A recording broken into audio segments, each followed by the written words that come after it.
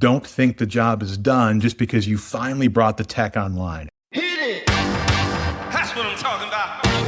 Wait! Okay, now, from the beginning. Hit it, boys. Welcome to Higher Ed Pulse, your no-fluff guide to artificial intelligence in higher ed. I'm Mallory Willsea, bringing nearly 20 years of edtech and marketing expertise straight to your earbuds. Higher ed leaders are expected to master AI overnight, but let's be real, no one has time to sift through every headline, hot take, or research report. That's why every Monday I'll break down what actually matters, fast, clear, and to the point. Want to sound like the smartest person in the room at your next team meeting? You're in the right place. Let's dive in. Welcome back to Higher Ed Pulse. On today's episode, AI strategy gets plenty of airtime in IT rooms, policy conversations, and vendor demos. But today we're hearing from a faculty strategist doing that work inside the classroom and inside the mess of institutional change. Today I'm joined by Dr. Nathan Pritts, faculty fellow for AI strategy and program chair for first-year writing at the University of Arizona Global Campus. Nate brings a faculty lens to AI transformation with work focused on shared frameworks, upskilling, and the support that helps institutions build momentum. Nate, welcome to the Pulse. Thanks for having me here. I wasn't ready for that. We're chatting ahead of time, and then you jumped into it, and the podcast voice came right out. The official bio. You rolled into it so smoothly. But I'm excited to chat with you today, Mallory.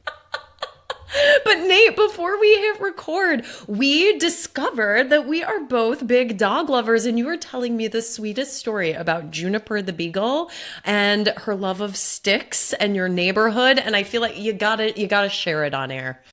I'll do a quick version of it, and let me just clarify: I'm not really a dog lover. I just love my dog. Okay, that's a fair point. Same for the record. Yeah, happens to be a beagle. She just turned 5. And she is basically the mayor of my neighborhood. One of the things she loves to do is to go for these long walks in the woods, and she'll always find a stick that she wants to bring home, a little bit of a souvenir. And when I say stick, these things are massive. Sometimes they're 4 or 5 feet long. They can be massive around. And the whole neighborhood watches her bring these things back to the house, right? And so because she's sort of famous to a lot of the kids in the neighborhood, what they'll do is when they're out on walks, if they find sticks, they'll grab them, bring them, drop them off by the mailbox here, leave them for Juniper. So now I've just got yard waste everywhere thanks to random kids and my own dog. That's so funny. I love that. My little dog, Blossom, is a 20-pound Aussie Doodle. 20 pounds because she's just covered in, fluffy hair. But she loves her toy duck. I was telling you this. And I feel very like I have neglected in the winter time, like the ability to take her on a walk. We both live in upstate. And it's been really cold this winter. So Blossom got a lot of indoor ducky time, not a lot of outdoor stick time, unfortunately. You'll make up for it, I'm sure. Oh, yes. She got 2 walks today already, the lucky little princess. But we are, we're not here to talk about our dogs, although that could be a whole podcast in and of itself. What we are here to talk about is the fact that for the last 2 years, higher ed has treated AI like a rollout problem. And the conversation has really centered on tools, policies, pilots, procurement challenges. And so you've got leaders over here who want momentum, and you've got faculty over here who are just expected to adapt. And then you've got students living in the middle, and they're just stuck with whatever outcomes get decided. And across our sector, the same tension just keeps surfacing. Campuses are feeling pressure to move, and many faculty, I think if you ask them, feel underprepared, unconvinced, or just simply left out of the strategy conversation altogether. So institutions are making these decisions about teaching, learning, workload, student support in an environment that's rewarding speed, whereas most of the public conversation is still living at the level of adoption. And not a lot of attention goes to the human work that makes adoption actually stick, like the faculty development, shared frameworks, even just trust within inside the institution, judgment to decide which work AI should be supporting, which work people should be continuing to own. I mean, it's pretty messy. And this is why I think, Nate, your role really matters. At University of Arizona Global Campus, Nate serves as faculty fellow for AI strategy, leading work around pedagogy, faculty development, scalable interventions, and keeps returning, he says publicly, to this same idea. Higher ed's return is wisdom, empathy, judgment, and human-centered learning. And so our conversation today is going to sit at the intersection of all of those things. You have campuses feeling pressure to move fast and faculty in need of support, voice, and shared practice. Nate lives in the middle. Let's dive in. Nate, when your vice provost created your role, and you said the idea was catalyst and translator. So take me back to that moment. What problem were you seeing? What problem were you solving? And what exactly were you being asked to translate that nobody else on campus could do? Yeah, the word problem, I don't love that word. I mean, a lot of people think of AI as a problem. And in those first moments, first figuring out what this role was going to even look like, I just kept saying that I wanted to find a way to ask better questions about this moment, about what was happening, about what we could do. Because I felt like, kind of like what you were saying, Mallory, people are rushing to make decisions, to implement tools, and people weren't stopping to ask these better questions.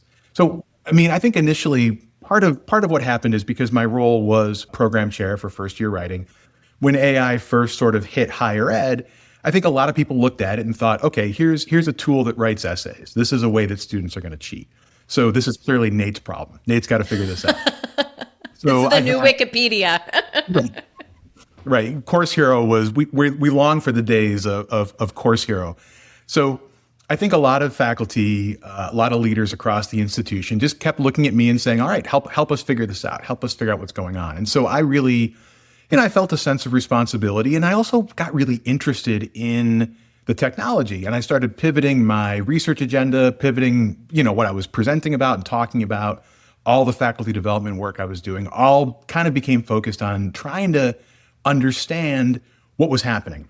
And my vice provost, Blake Naughton, but also my vice president for academic experience, Morgan Johnson, they both sort of noticed, okay, look, we have vendors who are coming to the table with AI tools. We have people who don't really know what's going on, trying to lead us, people from outside of our institution. We need somebody inside who's already doing this work.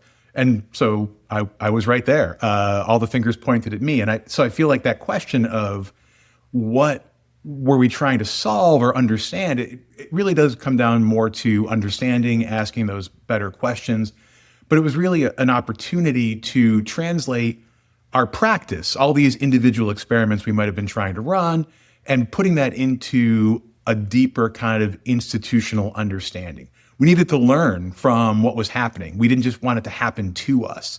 We noticed that, like a lot of institutions in those first moments, but even still today, a couple of years later, there's just a lack of shared language around this. There's no direction. I think there is, impetus or momentum. Again, to go back to what you were saying earlier, there is this sort of rush to figure it out, but that's not the same thing as direction. And so we wanted to find a way to take the experiments, the activity, the uncertainty, and put it into some kind of system where we could learn, where we could build our institutional capability. And I think that's really what I've took to heart as my charge in this role, is to figure out what we don't know yet, keep it aligned with our mission and our values, and have those conversations where I can, again, sort of translate those needs, those ideas, those concerns, those uncertainties, and help us push forward through them, even if we can't figure them all out just yet. So, how much authority, though, are you being given in this role? Because I have seen similar positions at other institutions, and the position title sounds really great. But when you actually peer under the hood, there's no authority that's being given. And so the person just winds up sitting in committee meetings and maybe voicing an opinion here or there, but no change or innovation actually happens. And I am not getting the sense that this is the case in your situation. So how much authority do you have? That's a great question. I've been thinking about this a lot because I feel like there are a lot of strategy roles across higher ed that have somewhat of an ownership, but without the authority, right? You can't tell people what to do because you don't own the individual units or departments or even the workflows, but you do have some type of ownership over those outcomes. So how do you deal with that? I just was watching this great lecture podcast, actually literally just this morning. Michael Littman, who's at Brown, was talking about his position, and he kept referring to this idea of soft power. The fact that you have to build these relationships. You have to make sure that people have the support and the buy-in, even if you aren't able to order them around, right? I really like that framework because for me, it clarifies the way I've been operating all along. I've been at UAGC for a long time, and first year writing, program chair for first year writing is a pretty high visibility position. So I will say, hopefully this doesn't sound non-humble, but I mean, people know me around the institution. Yeah. A certain degree of people know what I stand for. And I feel like, so that gives me a little bit of oomph when I walk into a room, right? When I'm sitting in those committee meetings or when I get invited to a department meeting, people know that generally I'm going to try to figure this out. I'm going to try to work with, I always sort of come at things with a very iterative mindset. I never mind making mistakes or looking foolish in public. I feel like that's how I learn what the next step really is. And so bringing all that to the table, I think, gave me a little bit of an in with a lot of faculty and staff across our institution. And it allowed for me to start to turn the buy-in and the support, because let me just be clear again, from day one, I had full leadership support, but leadership support doesn't always mean that it's sort of like, yes, go ahead and do that. We agree with your vision. This is a great roadmap document. Now go do that. And so I had great conversations with my leaders and other people throughout the institution where I said, just frankly, okay, this is great. I'm glad you support me, but I need you in the room. I need you to stand up in front of people. I need you to actually put your hands on the keyboard and mess around with these tools yourselves. And again, to their credit, most of them were like, okay, great, put me in. I'm happy to help support. And so I feel like that collegial atmosphere, that buy-in, that support, it doesn't solve all the problems, and maybe it's not replicable as a system overall, but I think realizing that this is relationship building. This is about community. Again, we're not going to solve this by rolling out bigger and pricier tools. We're going to get there if, as a community, we can work together. And so people have bought into that, but I think you've got to come to the conversation with that energy. Mm-hmm. Well, you have done the work to build the reputation, to build the cachet, so that when you walk into the room and you voice these opinions, there's some weight behind them, and people are already respecting you when you get that seat at that table. And that is a critical component to change management that I think often gets overlooked. Not to say that people don't totally disagree with me at times. I mean, this is a hot button topic, right? So, yes. So you just put it very eloquently. I was trying to not say that because I feel it, but at the same time, I know that I'm in some of these conversations and I'm looking at a table full of people, a virtual table, where they don't agree with me, or they don't want things to move in the direction that we're suggesting as an institution. Very valuable conversations. But again, I think the fact that I'm sitting there having them, I'm ready to stand up in front of the all hands meeting and take the shots. I think that is, again, that's an important signal that we're not just going to tell you what to do. We're going to try to figure it out together. And that consensus building is also another key step in change management that sometimes gets overlooked. I love it. I love your approach, Nate. But you know what? I have to ask you, because we've mentioned this now a couple times. You teach first year writing. At the same time, you're sitting in these AI strategy conversations. That is so interesting and rare. And I'm really curious what the classroom is showing you about AI that might get lost when, an institution is just shaping that strategy based around their data, around IT, the, people policies, et cetera. I think it's really easy to lose sight of the fact that this is messy. No one knows what we're just trying to figure it out. If you're sitting in a boardroom, you're in the executive leadership team meeting, right? It seems very simple how to get from A to B, but the reality is you are managing people, students, faculty and staff all across the institution. And so the classroom, I think, is one of those great, it's a laboratory, literally. It's where you're seeing that AI usage, it's already happening. So, if your IT team is trying to put down rules for usage, well, it's already out of the bag, man. They're already running through these tools. We've had great conversations about how do we change people's usage to get them to be a little bit more ethical about how they're interacting with some of these tools, because the reality is it's already happening. It's already really messy on the front lines. And so it's about practice, not policy. And I think if you have any kind of policy that's not informed by practice or is not willing to give in the face of practice, then you've got a policy that's not going to work. It's a broken policy already. It needs to be fueled by people and processes. And that's the real people who work in higher ed, but it's also the students who are sitting in the classroom already dealing with some of these realities in ways that we actually can't really understand until we ask them, until we start to discuss it with them. EDUCAUSE recently put out basically a voice of the student report on AI usage in higher ed. And one of the things I found really valuable there was just the fact that it exists. I mean, how many conversations are happening in faculty senate or in the provost level office? We have to find out what students want through all of this too. Higher ed, to a certain extent, it's about helping students understand the things that they didn't know they needed to understand, right? But I think at the same time, we need to listen, we need to be responsive. And so if the strategy, the policy, if it's abstract, if it's behind the times, which it's going to necessarily be in this era, if it's tool focused, it's going to leave people out of it. And so again, my role, I think, gives me a unique opportunity to close that gap because I come from the mess, right? I come from the classroom. I'm covered in chalk, digital chalk, because I teach online. And so I think that the signal there is students are already doing it, but faculty and staff are already doing it too. All of our policies are after the fact. They're behind the times. And so, yeah, I mean, what have I taken from that? Everything. Everything I've ever learned about being a professor, being a worker, being in higher ed, it came from lessons I learned in the classroom. You never want to cut that off. So now's a great time to note to listeners that in the show notes, we have loaded up 8 different links, all of recent articles and reports and some of the things that Nate himself has written about these topics. And I think as I was preparing for this episode, it really struck me that a lot of the reporting, particularly in the last few months, has centered on faculty feeling overwhelmed, conflicted, and underprepared around AI.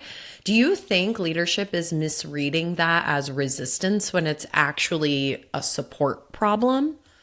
I think both of those things. I think there is resistance, and I think leadership, and I don't want to say resistance is a bad thing, right? I do feel like one of the things that I see pretty regularly in talking to not just my own faculty, but faculty at other institutions, is that there's a thread of resistance that comes from being well informed on the topic and picking one particular position. They want to understand more about the environmental concerns. They want to understand more about the ethical concerns. They're worried about critical thinking and erosion of identity and voice.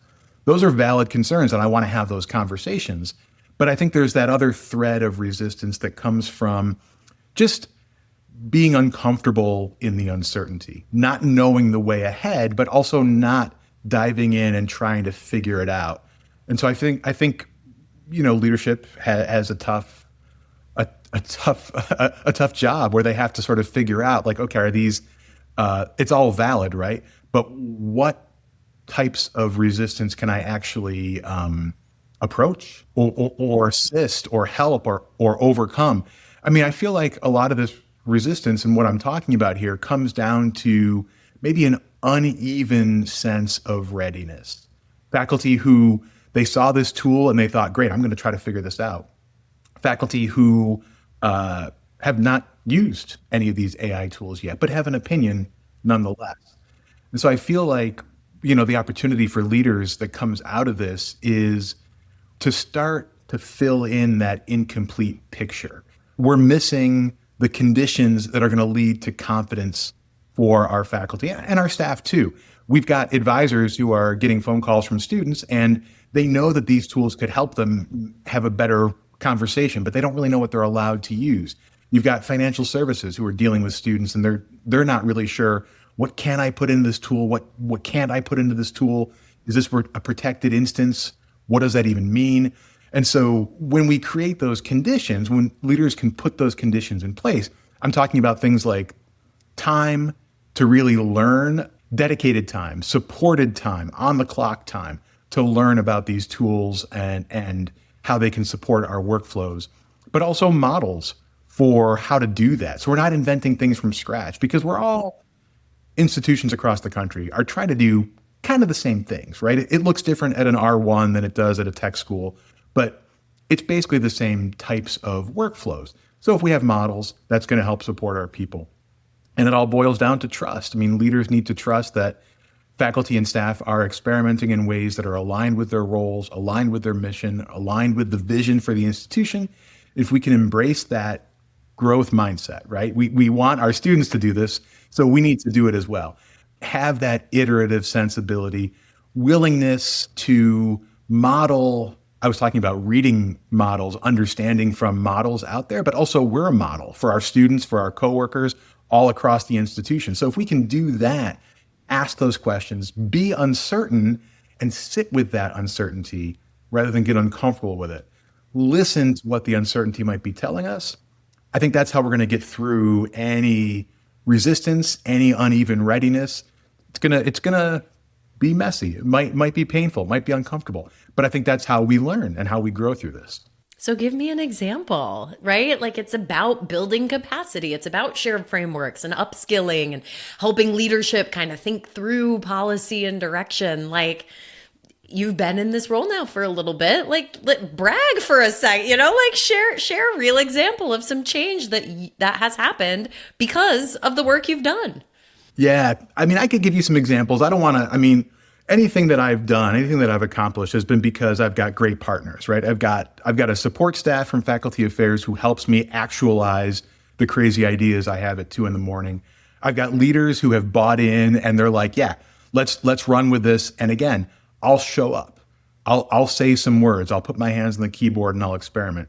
But also we've got faculty and staff who are showing up when we run an event, when I send a newsletter, when I host my own video series.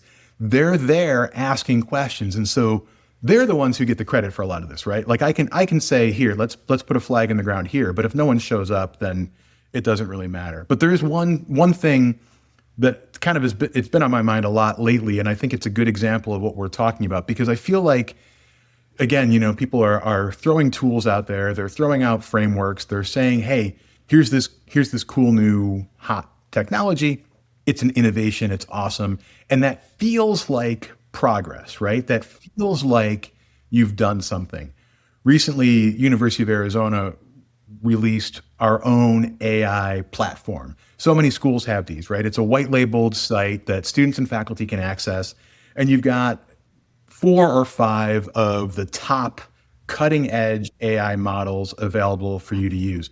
It's a FERPA protected environment. So faculty, staff, students can use this. And we know from a data governance standpoint that it's a safe space to experiment, to explore. Okay, that's great. Ed Clark and others at CSU just released some really great information. They put a platform into place in the whole CSU system.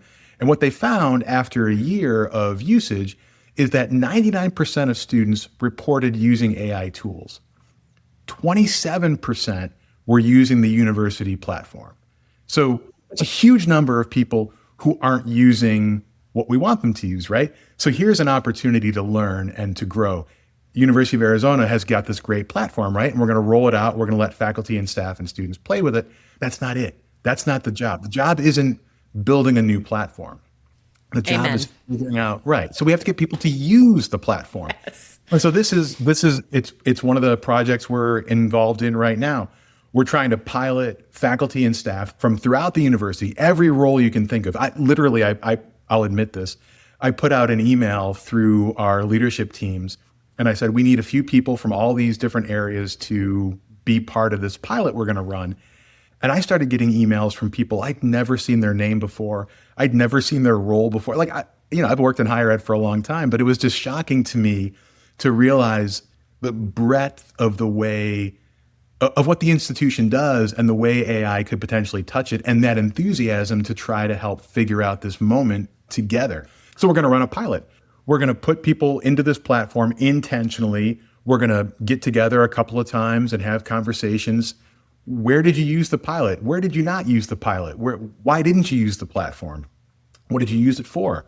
Try to figure out where we can embed this technology in our workflow in a way that's going to help us understand how people are using it, how to motivate them to use it, or maybe even how to just influence better usage. So, you build it, you put a flag in the ground, or you build the platform, or you bring in this great tech. But if nobody uses it, it doesn't really matter. So I think that's just maybe an example. It goes back to what you were saying.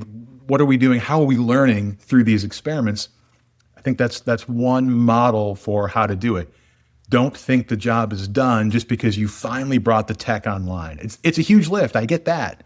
The job's just starting when you bring the tech online. The job, how many people want to say, yeah, we spent, X number of dollars to, partner with these institutions and bring in this institutional license, and 27% of our students are actually using this tool. Oh, but 99% are using AI tools. That's shocking. That should make you sit up and take notice. And so every pilot we run, every initiative we run, you've got to bake in that learning loop. You've got to understand what's happening, because these aren't one-offs. This is how you change the way the institution works, which is the ultimate goal, right? The ultimate goal is not how can we prevent students from using AI to write a paper, or how can we rethink assessment. Those are awesome things. We need to understand those things. But what we really need to understand is, what does the institution, an AI institution, look like 2 years down the road, 3 years down the road? How are we going to get there? Well, we need to pay attention. We need to listen. We need to keep track of our steps. Technology, or lack of technology adoption, is rarely an issue with the actual technology.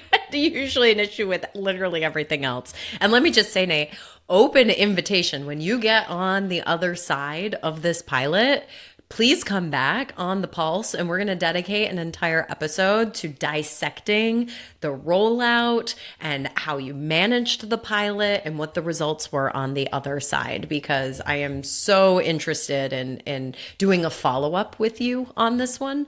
As we start to wind this episode down now, though, in your public work, you keep coming back to wisdom, empathy, judgment, human-centered learning. Where should AI help higher ed move faster? And where does maybe the educational experience get weaker when efficiency becomes the goal?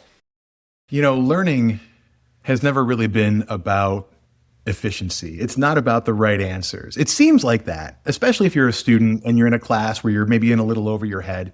You feel like what you're trying to do is get the right output, get things done on time, get things done on a deadline. But I feel like learning and higher ed, when it's at its best, is about the processes through which individuals encounter or struggle with, ultimately make sense of new information, new skills, new competencies on the way to living the best life that they couldn't even imagine for themselves before they embrace these skills and competencies, right? I was trying to make that into a soundbite, but I went off a little bit. But I think what I'm trying to say is, there's a lot of talk about AI as a shortcut or AI as outsourcing. And so I think we just need to all have an individual compass. Institutions are going to set a compass. They're going to say what's right or wrong with AI on their campus. Department chairs and deans and just your classroom professor, they're going to say, okay, in this class, you can or you can't do it, use AI in this way.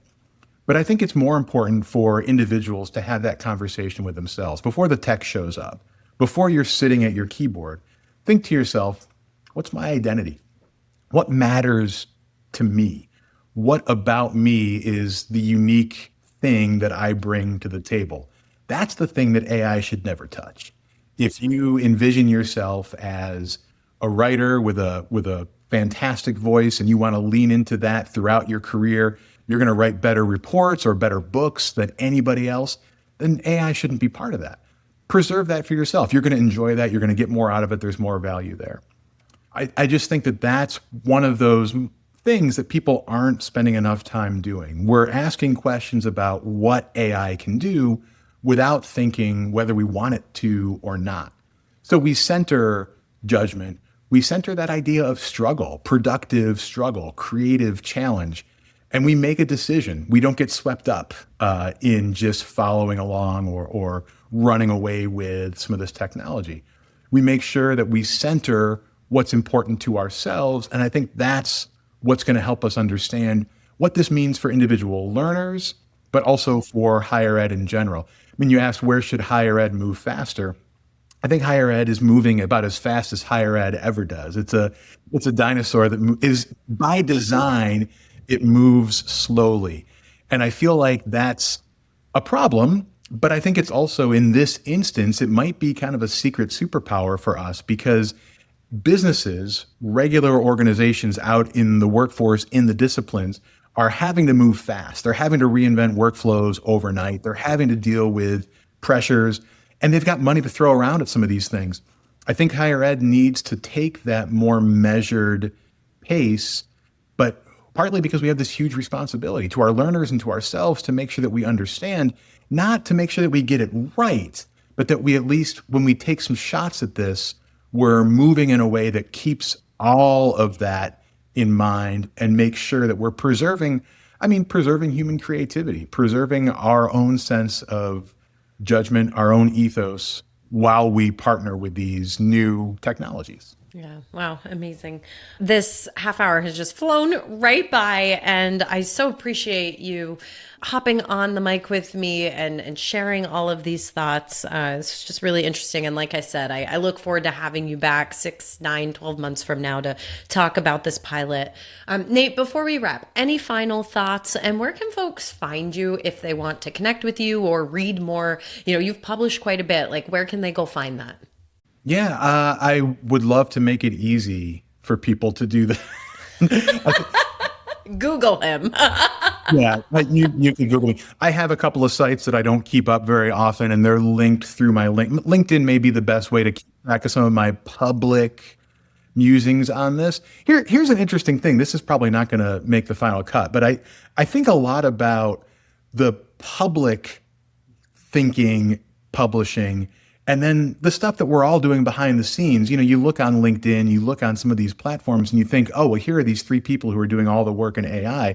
Well, that can't be true, because there's dozens of institutions in every state, and people there are doing amazing work. And so, you know, some of the work I'm doing, you can't see unless you work with me. Then you know about it, because I email you every day and try to keep you up to date with it. I'm more interested in learning about what other people are doing. So you said this is going later in April. I'm doing an event with EDUCAUSE in June. We're doing a workforce AI readiness summit out in Chicago. I'm really excited to go and meet with people there and talk a little bit about what we're seeing. And I've got a few other things like that lined up over the next few months. But just generally speaking, yeah, I mean, LinkedIn's a good place, and I'm always happy to learn from what other people are doing too. So to have conversations and see where we're all going with this. Terrific. Well, thank you again for joining us on The Pulse today, Nate. And listeners, we will catch you next week. Bye-bye.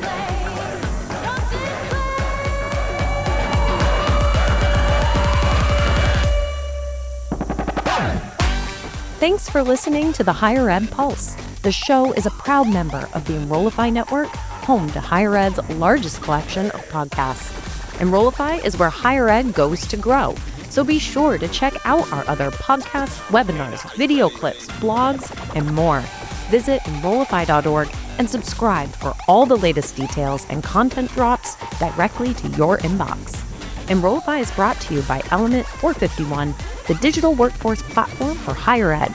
Learn more at element451.com.